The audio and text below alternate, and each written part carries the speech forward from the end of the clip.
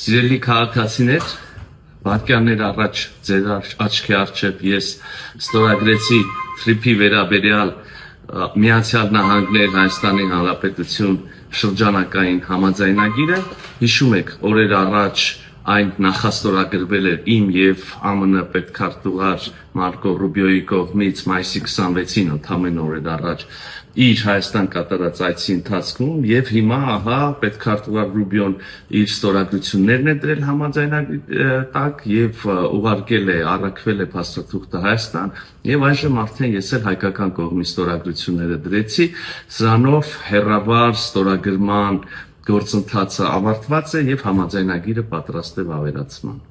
Top 20 շորթերը Եվրամեդիա 24 TV-ի եթերում։